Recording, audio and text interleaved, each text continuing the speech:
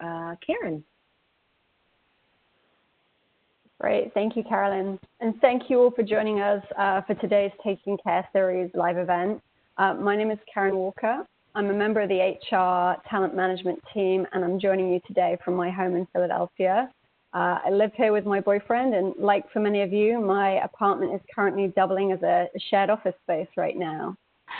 So as a transplant from the UK to the US, I very much understand and appreciate the importance of social connectivity.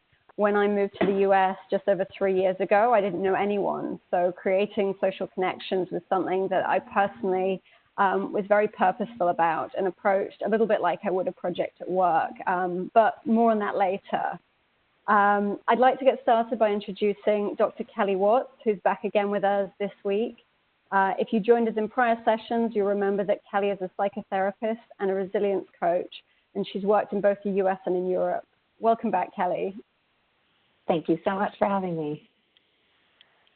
So launching into our first question here, when we talk about loneliness, the word loneliness conjures up images of people being all alone, but there's a distinct difference between being alone and feeling alone.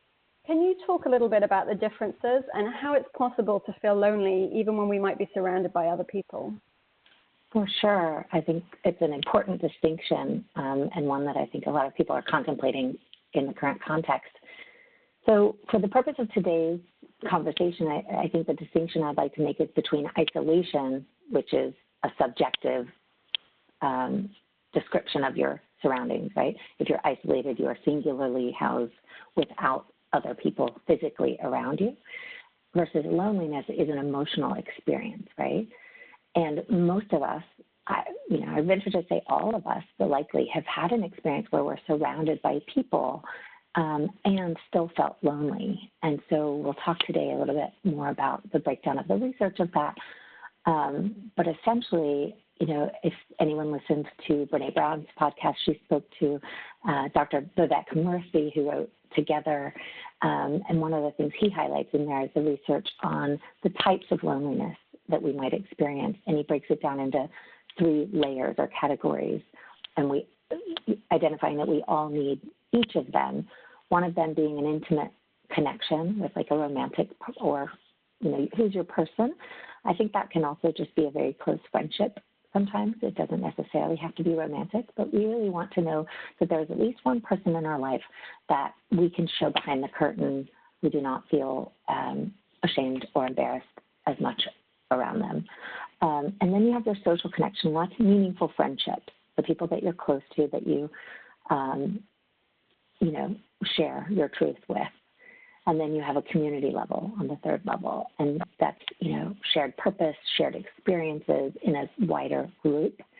And so the reason I personally found that distinction so helpful is because, like you, I've been a transplant. My husband's British. I lived in England for almost 7 years, and then I came back to Houston, which is where I'm from.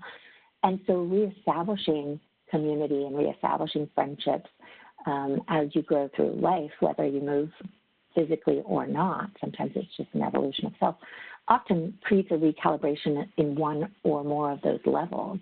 And for me, it was a helpful distinction.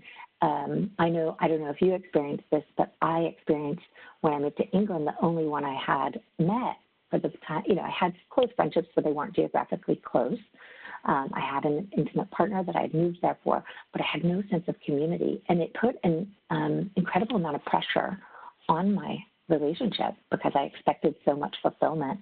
And there was no way that he could offer that. It was just more than one human can offer. So I think that distinction is really helpful in normalizing how we might feel lonely. Even if we have healthy, lovely relationships around us, there might be some facet of that that's not met. And that's separate and distinct from the experience of disconnect within a relationship. You might have friends that you're not authentic with, or a partner that you feel disconnected from, which obviously then compounds that experience, right? And so I think this is such an important conversation because, we're just learning more and more and more about the health implications and outcomes of loneliness. I think, and most people have seen that, quote from the research that they've decided it's equivalent to smoking 15 cigarettes a day in terms of the impact on our physical health.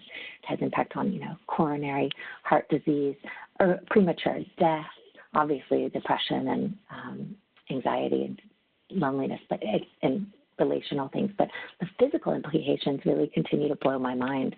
And there was a recent poll done here in the U.S. by the Kaiser Family Foundation where nearly half of Americans indicated that they feel lonely during this pandemic, which is understandable. So I think it's an important conversation, so I really appreciate having it today.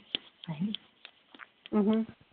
So moving on to my second question, when we were preparing for this event, we talked about how as human beings we're wired to connect with other people, but that those connections needed to be meaningful, and you touched on that when you were talking about, being surrounded by people, but needing to have a meaningful connection. But we're all different as individuals, so, depending on who you are, that might affect how much and the way in which you want to connect with other people. Can you explain a little bit more about that? Sure. And I think one of the layers that comes up for me here when we speak about this is partly a consideration for where someone might fall on the spectrum of being introverted or extroverted and where we fill up. And so someone may leave a large party where they actually had many, many small conversations and feel like they gained connection. Someone else, if they go to the same party, they will need to get in one intense, deep conversation to leave feeling like they actually fulfilled that need. And it's just differences. And I wouldn't say one is right or wrong, but I think recognizing that is important. I tend to err further on the extroversion side, and so I'm quite comfortable in large gatherings. And I think I've pulled slightly towards introversion as I age. And so I think to recognize that we can float a little within reason on that spectrum and just to notice how you feel and if you're getting your needs met. So, for example, my mother was one of 8 children, so I'm one of 20-something cousins in my generation. When we all gather, it can be, the invite list can be 90 people, including all the generations of just my mother's siblings and down. And so my husband, my sweet British husband with a small family, says it's like being in the washing machine on a spin cycle. And so while I love that gathering and seeing the children play together, and it is fun, I don't leave there feeling like I gained particular connection. So when we have a weekend like that, I know who's important to me, and I make a point to make plans outside of the big gathering with at least 3 to 5 of those people. Invite one cousin over for a separate play date with their children, go for a walk with one of my aunts, go for breakfast with another, meet for a little shopping outing with someone else. And so it allows me to have those sidebar connections within that weekend of gathering. And so I can enjoy the party, but also accept if maybe my connection needs won't be met there. Another piece that I think comes up for me when I think about the differences between when we talk about how different people are going to experience connection and getting their needs met, one of the things that comes up for people usually if they're feeling lonely on any of the 3 levels is some level of self-doubt, some level of curiosity or questioning. Is it me? Am I unlikable? Am I unlovable? And really can uproot some true questions around worthiness. So I think it's important to just recognize the challenge that comes with that in terms of the negative feedback loop, right? The less secure, the less confident we feel, the less we might initiate a conversation with a stranger if we're trying to make new friends, or share something vulnerable if we're feeling worried about if we're going to be liked or not. And so I think that question of worthiness and self-doubt inherently gets us more activated and self-focused when to make true connections. I genuinely believe it needs 2 parts. You need to be calm and centered because we show up able to connect in that way. If someone's super activated in a moment, it's difficult to connect, right? So calm and other-centered, right? We can't have true connection if we're not listening. And so if we're in our head about whether or not someone likes us or whether or not we're good enough, it makes that even more challenging. I think it's just something to pay attention to and practice trying to shift. No, absolutely. And, I can identify with that a lot. When I moved to the US 3 years ago, like I mentioned, I didn't know anyone. But in some ways, it made things easier because I'd moved for a job. So I approached making friends in a very transactional way, which was tough in some respects, but in other respects, it was actually easier because I didn't have this dialogue in my head about why do I not have any friends. And I was able to be very focused on that. Yeah, and you had a logical explanation as to why you didn't have friends, so you didn't let it erode your self-esteem, right? A very practical reason. I have no friends because I've moved to a new city. How would I have friends, right?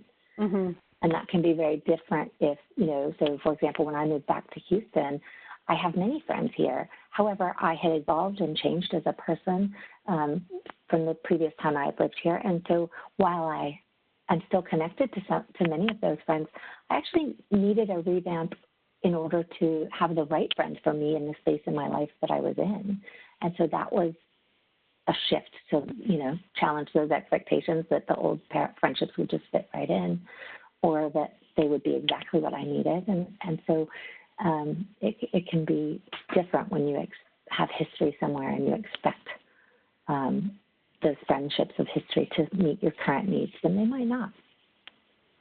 Right, and that's a great segue to my next question. So as we continue with this social distancing, we're all dealing with our connections in different ways, but we may find that, a friend or acquaintance who we've reached out to hasn't responded, or maybe we haven't heard from them in a while, and that may cause us to question the nature of that friendship or the connection with that person. So how can we manage our expectations of others when they may not be able to reciprocate or to connect in the same way that we would like to? For sure. And most of us are going through some level of this right now, right? And I like to frame this put this question in the framework of a collective grief that we're going through. And if you've ever gone through a loss within your immediate family, you might have noticed that it can be very difficult within families because everyone is grieving at the same time. And so the people who may have been your main support, if you lost your job or you had a breakup, you might have gone to your direct family members. If someone within your family dies, then you might find yourself trying to lean on your brother or your father or your mother, and either they're the ones that are gone, or they're so full of grief in their own experience that they're not able to show up for you in the same way during that particular experience. And so it can be a really difficult time when we're all the ones going through it, right? We're not taking turns. We're not just a friend on the sidelines. We are in it in some capacity, right? So I'd just like to note that that is the nature of what we're going through right now. And then I like to think about friendships kind of I don't love black and white, but for the purpose of today, we'll talk about it on kind of two levels. One of the best things that I think and I hope comes out of this for everyone is a sense of interruption and reflection so that we can reapproach life with more intention, right? Because I personally believe that the more intentional we are with the way we approach life, the more proactive we are about what we want and what we don't want, the more our life will, fulfill us, right? So if we're intentional about that, then I think of friendships kind of in two, maybe three categories. There's one category of the friendships that weren't working already, right? They weren't meeting your needs. Maybe it was a habit that you met up with this person. They've been on your rotation for a while, or they're part of a bigger group. And so that's one category. And I think this is an opportunity to really choose whether or not they even make it on a space in your calendar anymore, or certainly if that requires a kind of more of a distance in terms of the energy that you're willing to give that relationship. If it doesn't fall in that category, then I think there's kind of two pieces. Number one, we need to give each other the benefit of the doubt and come to it with compassion. Like I said a minute ago, everyone is going through it on some level. And so, one of my very best friends, I know when things get hard, she goes dark. I just know this about her because we've been friends for 20 years. But I also know that I can't expect much out of her during a time like this. This is just not a time she's able to show up. And there are other times she is she is one of my people, right? She shows up for me in ways that no one else can. And so being realistic with what I can expect of her and what I can't during this time is important.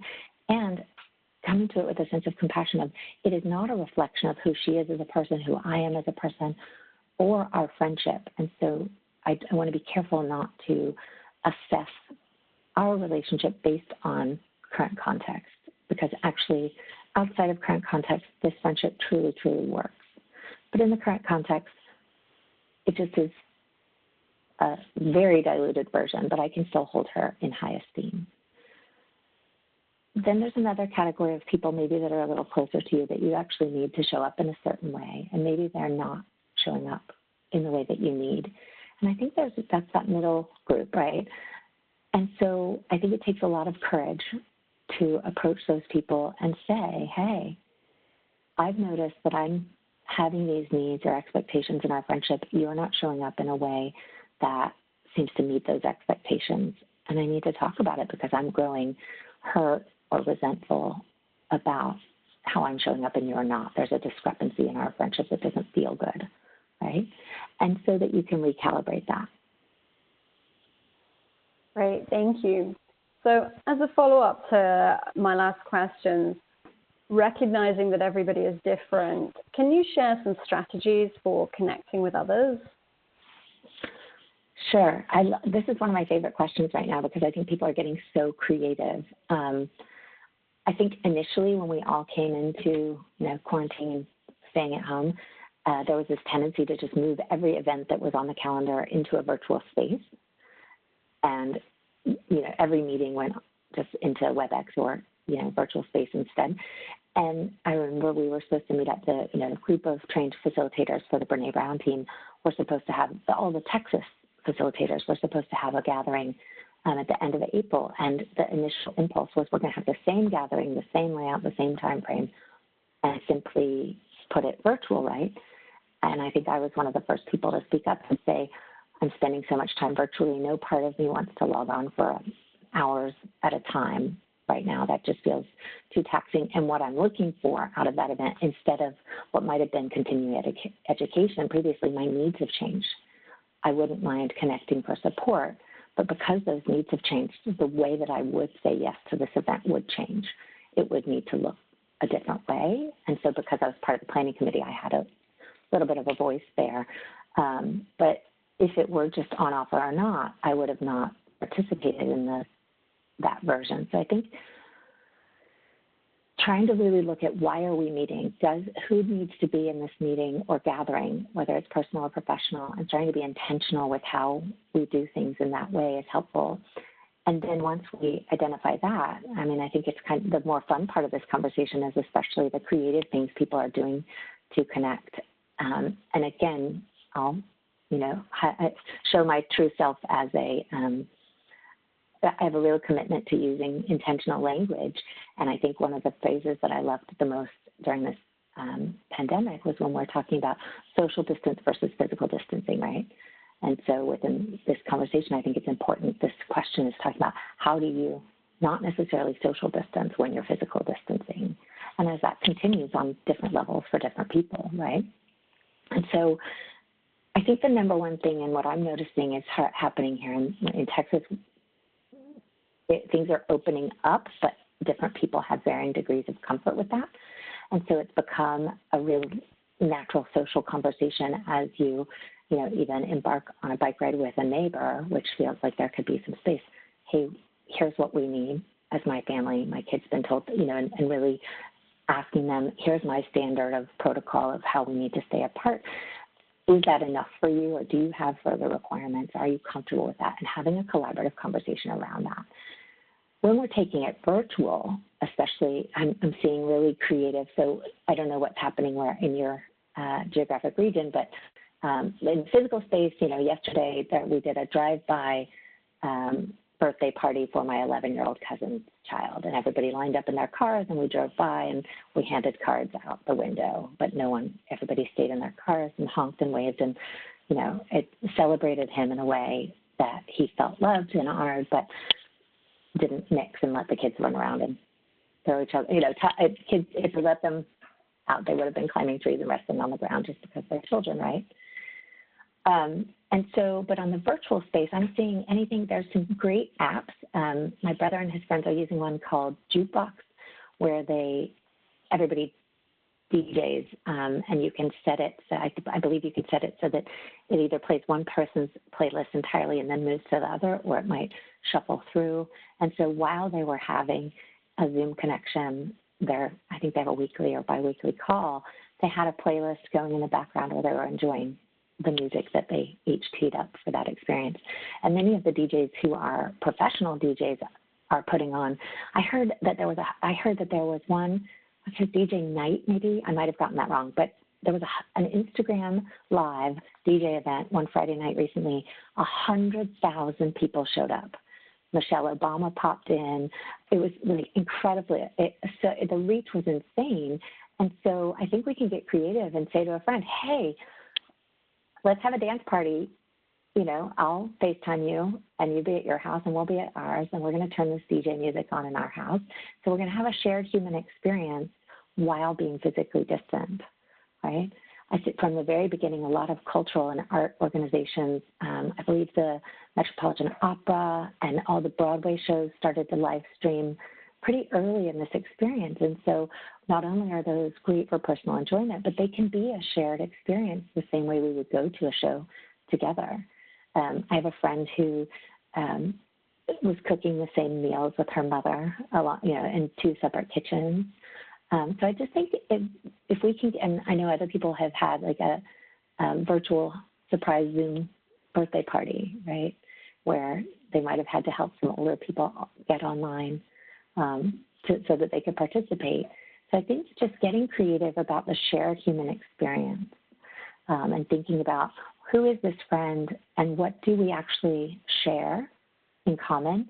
And I actually think it has the potential to add a new layer of depth, because I don't know about you guys, but there tends to be a habit here in Texas of, oh, we want to get together, let's eat. Which meal should we gather for, right? And I know that when I would visit from England, I would, get tired of just trying to catch up with so many people and felt like I was at restaurants and I don't want to eat 2 to 3 meals out a day. And so I would say, well, let's go for a walk, or let's, get a spa treatment, or let's, go to the park with our kids and get more creative about how to connect. And so I think it does stretch, the need for you to be creative, but you might think to yourself, okay, this friend and I both enjoy poetry. There might be an online poetry slam that we can attend together the same way we might go to that event in person. I've heard of choirs practicing online that are allowing people that aren't part of the choir to jump in. So I think it does require a little bit of effort to get creative and look for those shared human experiences. And I think it might be really interesting to see when we take restaurants, for now they're somewhat out of the equation here. For me, I'm choosing not to, I'm choosing not to go eat with friends in a space in public. And so I think, Priya Parker wrote that book last year, The Art of Gathering. And one of her main points was that we need to focus on the quality of connection and gathering and not the quantity, right? And to really interrupt these kind of rote meetings in person where we don't really set an intention. And so getting together and saying we're going to answer these questions, whether it's the 34 questions to fall in love with anybody, or there's some great card decks, or play a game. When my husband and I were dating, this is kind of funny to share. I don't know that I've shared this with anyone. When my husband and I were dating, part of long distance, part of what we wanted was just some shared time that would be that kind of quiet time where you just are in each other's presence. And we both bought the same Sudoku book. This makes us sound like huge dorks. But we both bought the same Sudoku book, and we would work the puzzles together sometimes virtually. And so this is something that that gave me some practice doing. Just, of course, I'm a therapist. I could look at you on screen all day and find things to talk to you for hours and hours and hours. He's an engineer brain, and that, makes his head hurt. So once we were connected and caught up, he wanted to move to something like a shared activity. And so there's endless possibilities, and I just encourage everyone to get creative. Great. Thank you, Kelly. So I'm going to pass over to Carolyn now to see what questions we have. Yeah, thank you. And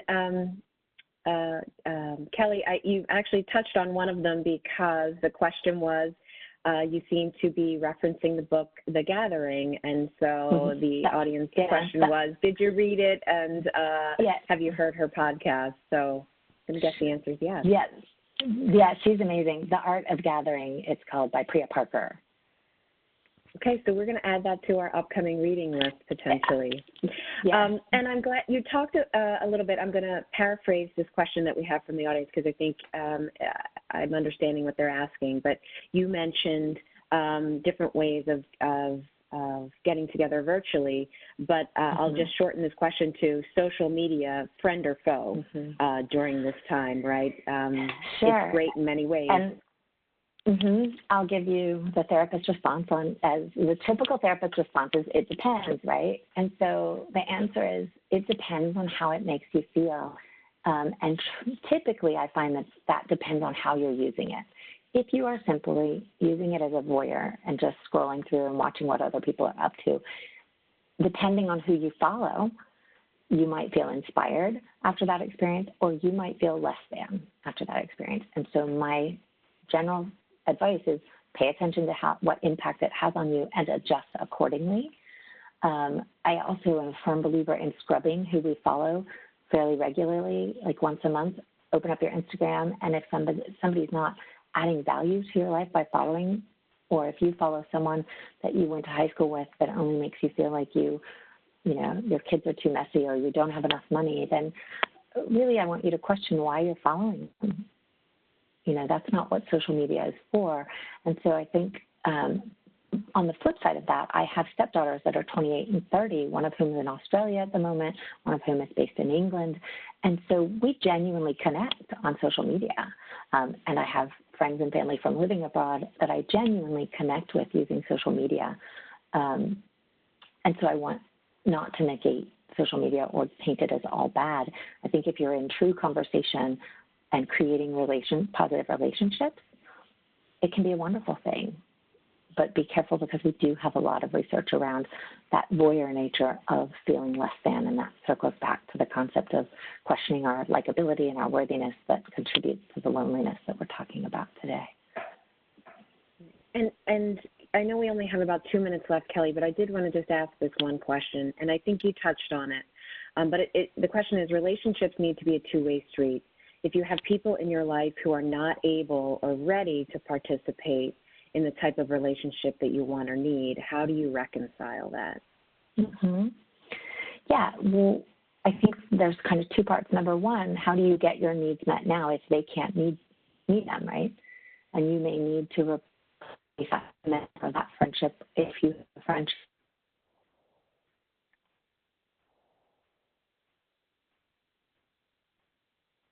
And other people to fulfill that role in the very short term. But I think that this next phase, and I think we'll talk more about this in another session, but this next phase of re-entry is going to be particularly challenging in that way because of individual differences and because of our need to honor and respect everyone's different pace and comfort level as we move into this. You know, in my neighborhood alone, there was a gathering last Thursday that made a lot of people uncomfortable, and the constable was called and they were dispersed. And so there's this kind of trust and vulnerability dance going on because, which is, I think, underscored by the fear and safety concern of the pandemic, right? And so I think we just really need to carefully dance with that and recognize not everybody's going to move at the same pace, and recognize that some people won't be able to, you know, meet you. Even if the coffee shop's open, they might not want to right now. And if that relationship is worth it, I hope you save space for them later and find a way to get your needs met in a different way for now. Yeah. Thank you, Kelly. I will turn it back to Karen to close us up. We are just about at time. Great, thank you. So Kelly, thank you so much for joining us again today. As a reminder, in tomorrow's session, we'll be joined by Dr. Elisa Trugerman and Christy Demizio, our Global HR Talent Acquisition Leader. Elisa and Chris are going to be talking about the importance of sleep and exercise as part of the recipe for resilience. So you can register to participate in tomorrow's session. You can still, for this and other sessions, view the replays, or the additional content on the Taking Care series page on the Village. Thank you very much, everyone, for joining, and take care. Thanks so much. Bye, guys.